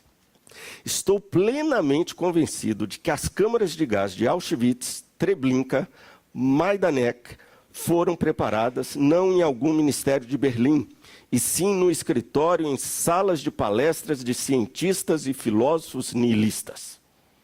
E é uma grande verdade. Quando você estuda filosofia, você vê isso. Isso quer dizer o quê? Que o poder das ideias, das pressuposições, que tem consequências que abençoam ou destroem. Né? Por exemplo, em relação aos cientistas, eles são perfeitos? Os cientistas não são perfeitos. Suas interpretações, conclusões e proposições são sempre verdadeiras? Acima de qualquer argumentação? Não. São pessoas normais, sujeitas a cometerem erros. Trazem para a ciência as suas ambições pessoais, os seus preconceitos, suas pressuposições, suas metodologias de trabalho, boas ou más. Né? Então, é possível que muitos cientistas estejam errados sobre certas teorias e que permaneçam errados por muito tempo. Uma interpretação errada da causa de um fenômeno natural pode levar a uma conclusão errada, que, por sua vez, pode levar a uma teoria errada. Um médico que o diga. Você iria no médico relativista? Obviamente que não. Né? Então, o Dr. John Piper, ele nos diz que o que as pessoas pensam ou acreditam não resulta do nada. Resulta de opiniões prevalecentes sobre a realidade, opiniões que se arragam na mente e produzem bem ou mal. Esta é a razão por que alguns de nós atribuímos valor elevado ao ensino. É também a razão por que pregamos da maneira como fazemos e por que nos preocupamos profundamente com as questões concernentes à verdade. Então, nós vemos hoje, irmãos, eu não vou poder falar tudo que eu quero aqui, mas nós vemos hoje que Deus está de volta à academia. A ciência está trazendo Deus de volta à academia. Dr. Craig fala que filósofos cristãos têm saído dos seus guetos e defendido a verdade da cosmovisão cristã com argumentos filosoficamente sofisticados nas melhores revistas seculares e sociedades profissionais. Há 50 anos, os filósofos em geral consideravam qualquer discurso a respeito de Deus como literalmente sem sentido, como mero palavreado, mas hoje em dia nenhum filósofo bem informado pode assumir tal ponto de vista. De muitos dos melhores filósofos americanos, na atualidade, eles são cristãos declarados. Agora veja o discurso, o texto, está bem resumido aqui, do Kent Smith. Ele é um grande filósofo nos Estados Unidos. Ele escreveu esse livro, A Metafilosofia do Naturalismo, nessa revista científica chamada Philo, onde ele nos mostra a dessecularização da academia que se desenvolveu nos departamentos de filosofia desde os anos 60. Me permitam ler. Acompanhem a leitura, vejam que interessante o que esse filósofo ateu escreve. Olha o que ele diz.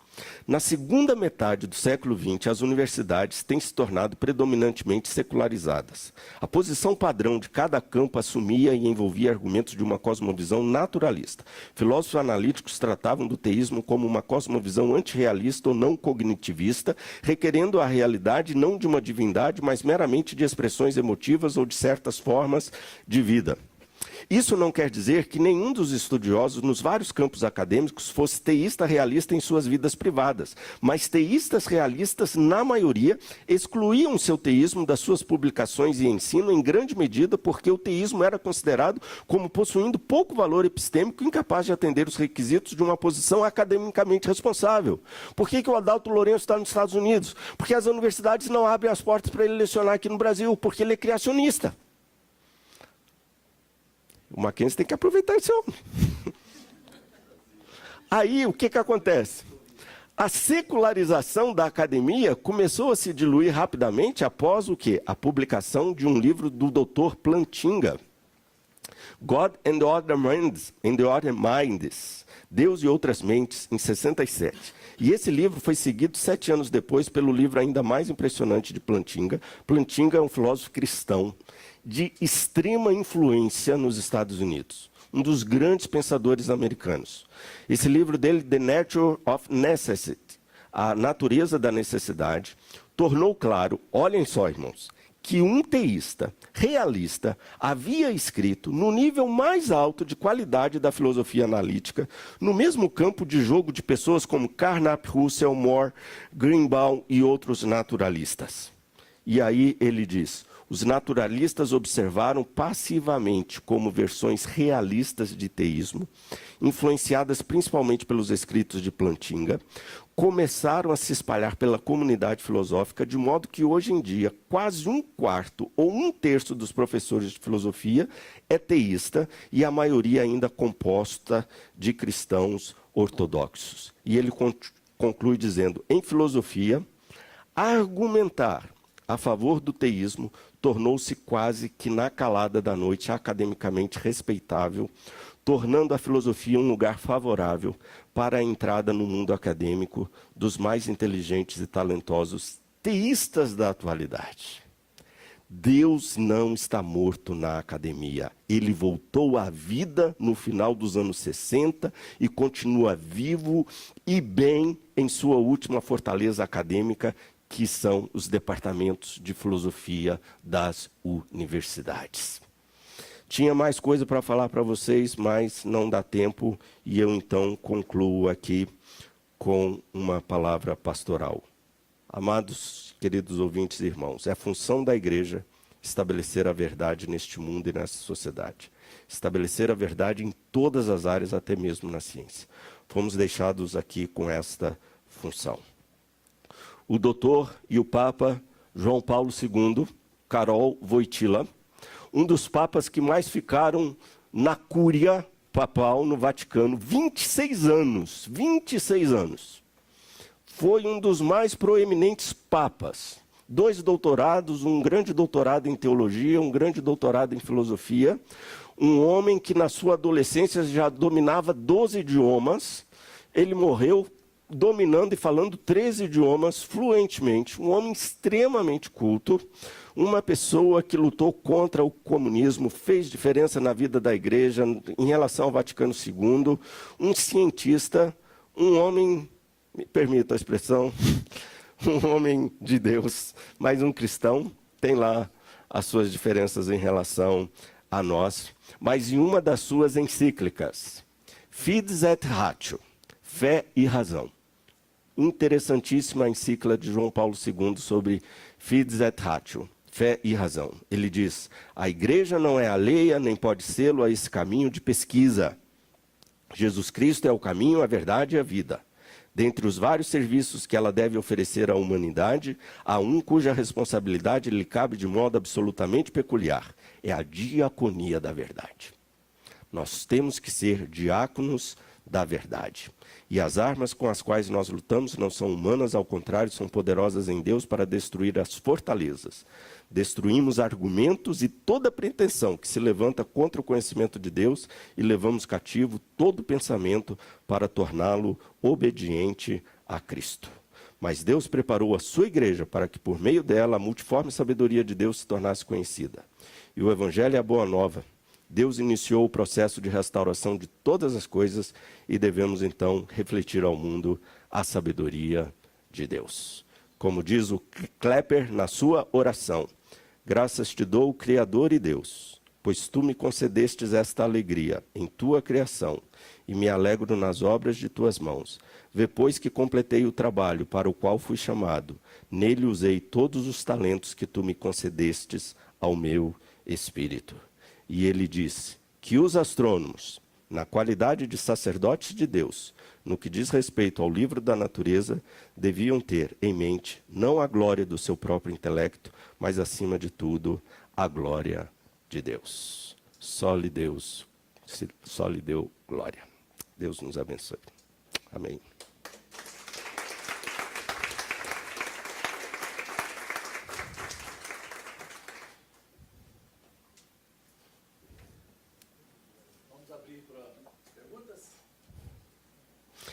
Tenha misericórdia de mim.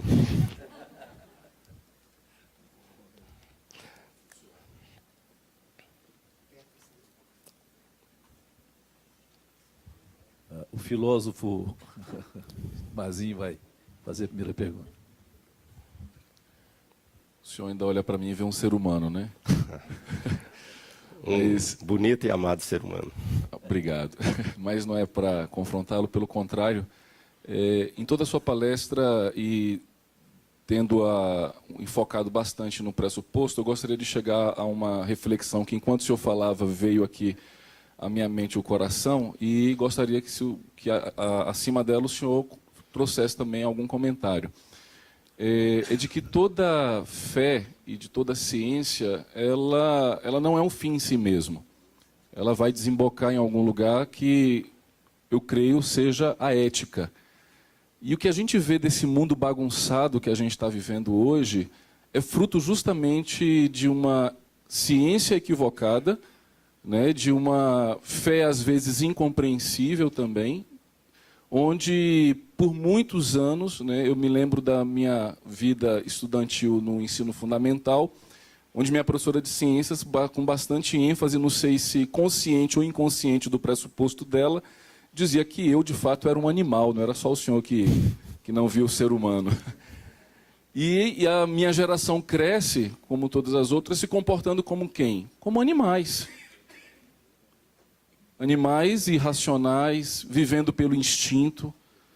E onde que nós devemos confrontar? Eu queria ter estudado numa escola confessional, para minha professora dizer para mim que eu não era somente um animal, mas um animal racional que foi feito à imagem e semelhança de Deus. E se eu fui feito à imagem e semelhança de Deus, eu não deveria viver somente pelos meus instintos, pela minha vontade, mas com um propósito. Então, a importância dessa palestra, desse debate, vem a mostrar que devemos ser coerentes com o nosso pressuposto. Porque o mundo está sendo. Se é do acaso, a consequência é a bagunça. Não tem propósito na vida, não tem propósito no trabalho. Por que muitos jovens e adolescentes hoje não sabem por que querem viver mais? Mas se eles descobrirem a verdadeira razão da vida que está em Deus, eles dizem, olha, você vive é para a glória de Deus, você vive é para o Senhor. Né? Então, eu queria que o senhor comentasse um pouquinho a relação da fé, da ciência e a ética, para que a gente, de fato, combata a mentira pela verdade. Veja bem, tem ciências e ciências. A ciência, cujo pressuposto é um pressuposto cristão, nos leva a respeitarmos a natureza, a ecologia, a respeitarmos o próximo, né, a amarmos o outro como a nós mesmos. Então, esses pressupostos científicos, eles foram abraçados por todos esses cientistas cristãos, né? Eram homens que tinham esse comportamento. Aquilo que nós cremos determina a forma como nós vivemos. E aquilo que nós cremos determina também a forma como nós nos comportamos diante do outro. Ética, irmãos, tem a ver com o outro. Ética diz respeito à forma como eu me comporto diante do outro. Hoje nós vivemos num mundo hedonista, narcisista, individualista, cada um no seu quadrado, ninguém tem absolutamente nada a ver com o que eu faço, e as coisas que as pessoas fazem, elas fazem como se fossem inconsequentes, mas nada do que fazemos é inconsequente, tudo tem uma consequência. Isso é resultado de quê? De uma ideologia, de uma fé, de uma determinada doutrina. Tá? Então, veja bem, que aquilo que elas acreditam define a forma como elas vivem. Tá? Então, por exemplo, o nosso próprio sistema capitalista, que é uma doutrina, você enriquece à custa, inclusive, da desgraça alheia. O neoliberalismo, por exemplo. Tá? Então, não importa se o outro vai sofrer, mas se é para eu me enriquecer, então tudo bem. Enquanto que a cosmovisão cristã, não. A cosmovisão cristã diz que antes que eu sofra o dano, para ver o meu próximo sofrendo ou tendo algum prejuízo. Isso é altruísmo. Isso é você se esvaziar de você mesmo e se voltar completamente para o outro. Isso são princípios cristãos. Então, quando as pessoas do mundo agem dessa forma, isso é a graça comum de Deus na vida delas. Elas estão agindo de maneira cristã. Hoje, os nossos legisladores, o pessoal da Câmara, do Senado, etc. e tal, eles legislam, governam causa própria. Ou vocês acham que eles estão trabalhando lá em prol do nosso país, em prol da nossa população?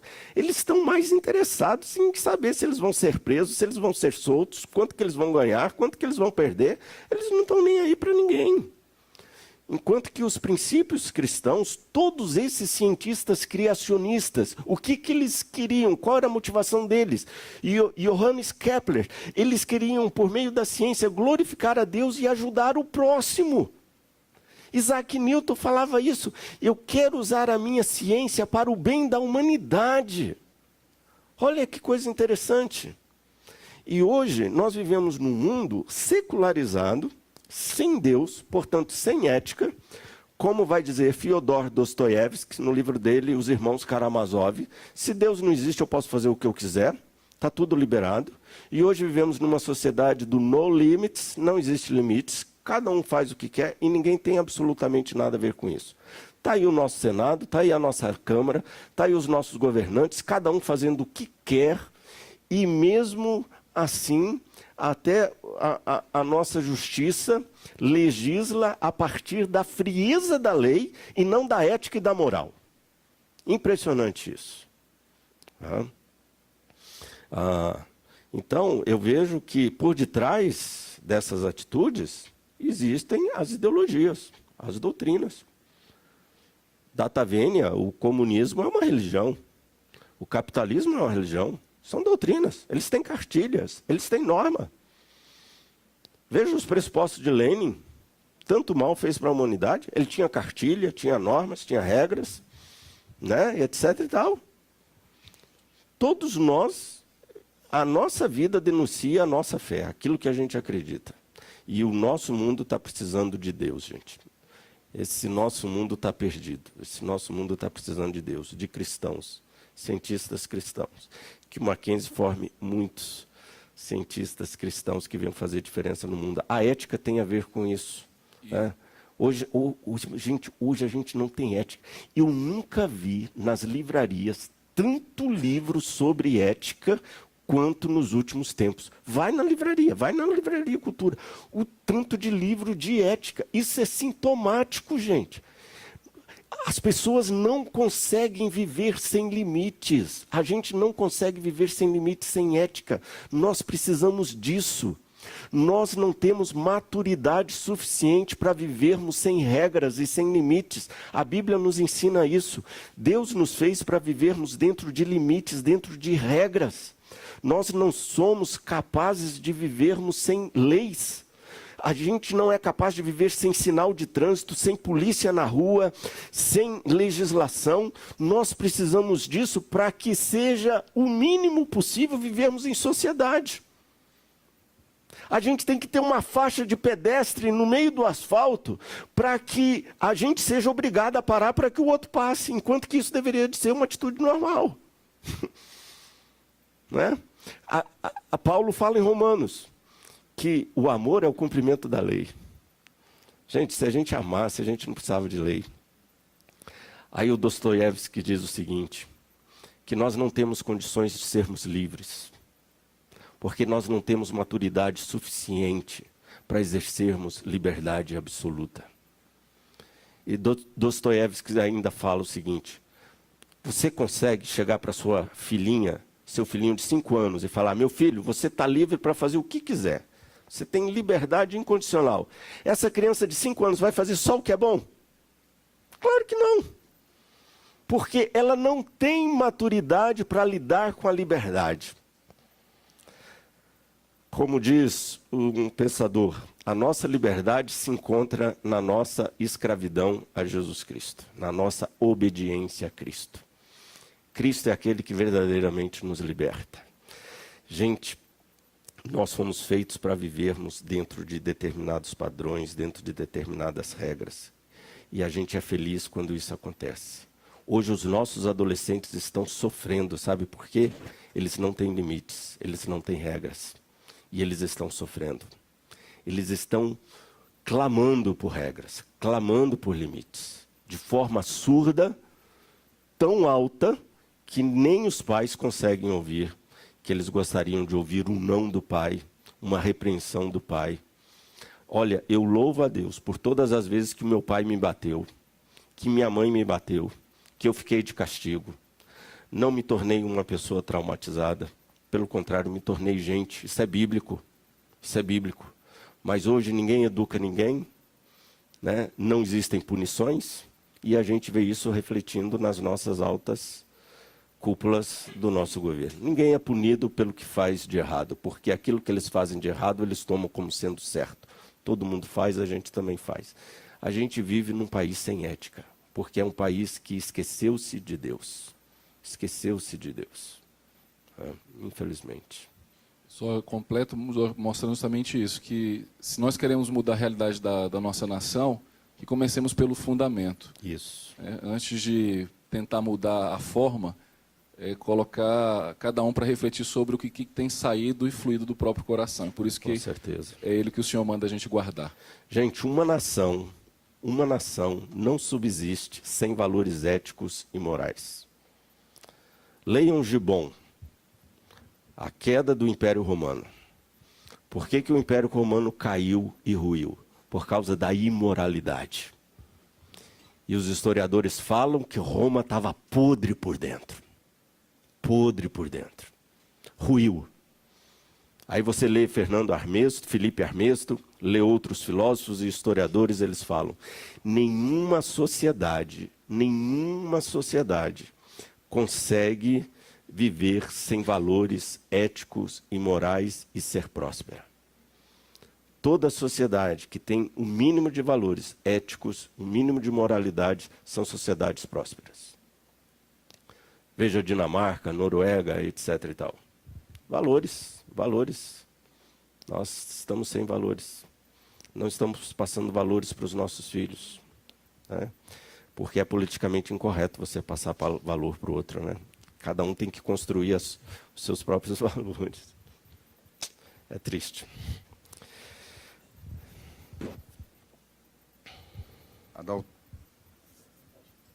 Alô? Bem, meu nome é Adalto Júnior.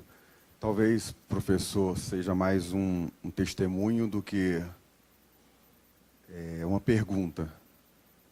Mas, por ser militar, a criação dos nossos filhos foi sempre dentro de recursos equilibrados e bem contidos. E, por isso, certamente Deus nos fez priorizar como pais a criação, a boa criação dos nossos filhos. Então, esse testemunho serve mais para os alunos aqui presentes e para os pais. E, recentemente, eu escrevi um poema intitulado Nas Mentes de Nossos Filhos. Nas mentes de nossos filhos estão os nossos maiores investimentos, estão depositados os nossos trabalhos e esforços mais profundos. Nelas se encontram as horas mais intensas de dedicação. Nelas vimos um complexo transformando-se em simplicidade. Nelas concentram-se a força e o vigor da nossa união. Nelas residem o respeito e a nossa admiração.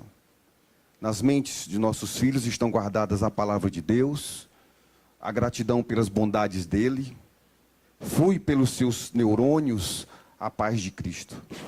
Nelas nos impressionam como os desafios são superados. Por elas valeu a pena as horas acordadas. Devido a elas prosseguimos motivados como pais. Na mente deles, a esperança. Nelas, os sonhos caminham a largos passos para a realidade. Elas, as mentes dos nossos filhos, nos dão orgulho de sermos seus pais. E continuamos fazendo tudo por eles, os nossos filhos. Amém. Parabéns. Muito bom. Isso aí. Gente, valorizem a família. Valorizem a família. Como diziam os sociólogos antigamente, porque hoje eles já não dizem mais isso. A família é a célula máter da sociedade. Se estamos hoje vivendo uma sociedade doente, é porque a família está doente. Famílias fortes, uma sociedade forte e saudável. Alvin Toffler, um dos grandes sociólogos dos Estados Unidos, na década de 70, quando ele escreveu O Choque do Futuro, ele já dizia que íamos chegar um tempo em que as famílias iriam ser desnuclearizadas. Imaginem vocês, um grande vaticínio. Ele foi um homem fora do seu tempo. Na década de 60, no Choque do Futuro, depois leiam. Aquele livrinho velho que está lá na sua estante, do Alvin Toffler. Ele já dizia isso. Vai chegar um tempo que nós não vamos ter mais referência de família, né? E isso vai gerar o quê? Uma sociedade doente, esfacelada. E é o que nós estamos vivenciando hoje. Né? Famílias fortes, saudáveis, uma sociedade forte. Doutor, professor Darcy Ribeiro, antropólogo, grande pensador, numa reunião como essa, entre universitários, os universitários viraram para o doutor Darcy, professor Darcy, como é que o senhor vê esse tanto de igreja pipocando no nosso país? Em cada esquina tem uma igreja, nos morros, etc. e tal. O senhor não vê isso como algo ruim, mal? Pessoal da UNB, né? Os alunos queriam acabar com os crentes.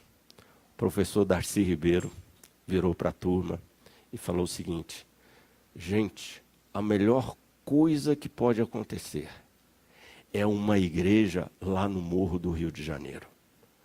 Porque quando aparece uma igreja lá no Morro do Rio de Janeiro, o pai que bebia, e porque bebia não trabalhava, e porque não trabalhava e bebia, se envivia com drogas, e porque era um pai bêbado, drogado, traficante, não dava tempo para a família, os filhos não estudavam, não punha dinheiro em casa, e era uma grande confusão. Doutor Darcy Ribeiro, na hora que o evangelho entra nessa casa, lá no Morro do Rio de Janeiro, esse pai de família é transformado, ele para de beber, ele para de traficar, ele começa a trabalhar, põe os filhos no colégio, dá atenção para a mulher, a família muda, a sociedade muda, o morro muda. Ele dizendo que o evangelho, ele tem esse poder de transformação social. Numa plateia, o doutor Darcy Ribeiro estava ouvindo um pastor presbiteriano pregar. Não porque eu sou presbiteriano, mas no fim da pregação, o professor Darcy Ribeiro virou para ele e falou assim: olha, se um tempo atrás eu tivesse ouvido essa pregação, hoje eu não seria comunista, eu seria cristão. Porque o cristianismo é revolucionário. Revolucionário. Gente, famílias bem estruturadas, nós vamos ter sociedades bem estruturadas. Aquela ideia de antigamente dos grandes filósofos, não é, doutor Walter? A família, a célula máter da sociedade, nunca foi tão verdade como agora. E a gente está experimentando isso. Gente, cuidem dos seus filhos, valorizem a família. Nós precisamos disso, resgatar isto. Isso é muito importante.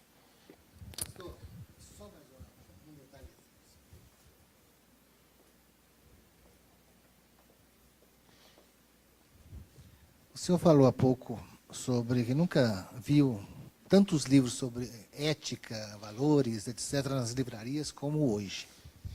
E, ao mesmo tempo, nós assistimos e participamos de um processo de desconstrução da família, de valores. Uhum. O senhor vê isso como um paradoxo ou vê como, ao mesmo tempo que há um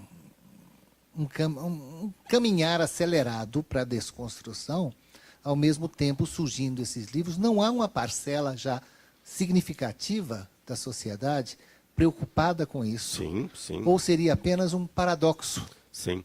Eu diria que não é um paradoxo, doutor Domingos. Eu diria que é um sintoma. Aquilo que eu falei. Isso é sintomático à situação que nós estamos vivenciando. Né? Ou seja, o mundo está clamando por referenciais, por paradigmas, né? Por valores. Né?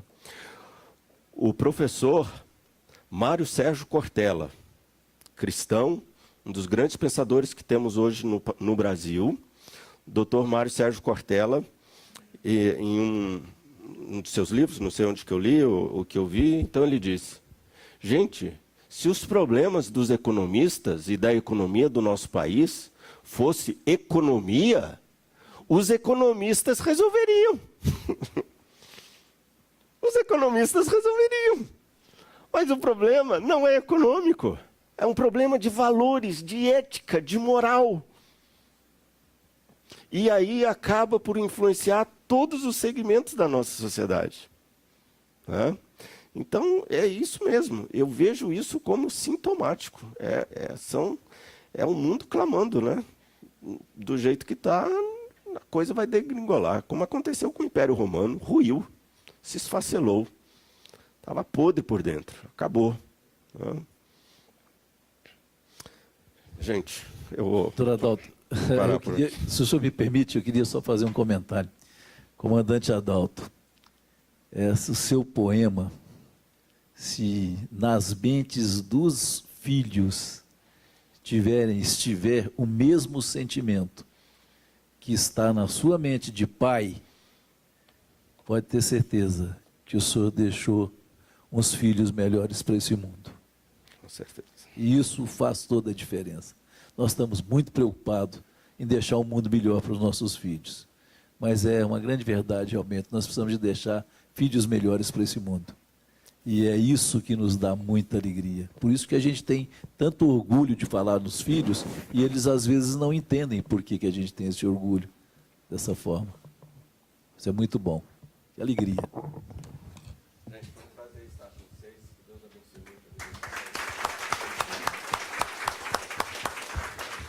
Reverendo, nós só temos a te agradecer. Não podia fechar melhor essa semana. Que Deus te abençoe. Toda honra e toda glória a Ele. Quando eu te enalteci aqui na frente no início, e a doutora Neuza, é porque a gente sabe de quem está falando, porque essas pessoas sabem em quem tem crido. Né? Quando o senhor falou do lado científico, né, das aulas da sua esposa, falando das aulas da profissão da sua esposa, eu estava pensando ali atrás. Ela teve uma influência muito grande na vida do meu filho. Foi professora dele lá na universidade e é uma conselheira dele na área científica daquilo em que, graças a Deus, eu tenho orgulho também de falar que na mente do meu filho ficaram muitas boas sementes plantadas. Eu sou muito agradecido ao senhor, à sua família, à sua esposa por isso. Que Deus continue te abençoando ricamente e que o senhor continue conduzindo aquele seminário. Que boas mãos aquele seminário está. Deus continue te abençoando ricamente. O professor Spezia quer passar às mãos do senhor um certificado. O pastor Marcos Alexandre começou dizendo que não faria uma abordagem científica, né, na sua palestra, apenas uma visão mais pastoral. Né? Mas, no entanto, nós somos brindados aqui com uma visão científica, sim. A ciência, né, pela fé. Então, eu saio daqui extasiado, pastor, porque o senhor deu uma aula de ciência. De ciência com base, toda baseada nos fatos, nos dados da Bíblia, na palavra. E como o senhor mesmo destacou e outros palestrantes destacaram, a ciência e a fé não estão separadas. Muito pelo contrário, elas se encontram. Depende apenas do olhar que você faz e o quão aberto está o seu coração para poder entender a ciência na palavra. Nós queremos deixar aqui para o senhor uma singela, um diploma, um singelo diploma de agradecimento para que marque a sua passagem aqui conosco, tão pertinho aqui no seminário, mas queremos certamente que o senhor volte muito mais vezes para estar conosco. Muito obrigado.